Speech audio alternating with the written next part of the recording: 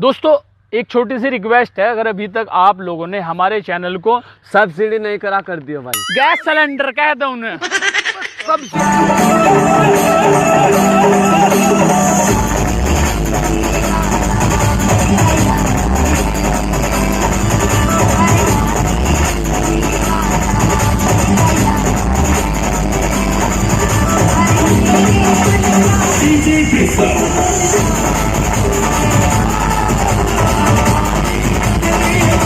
A few moments later.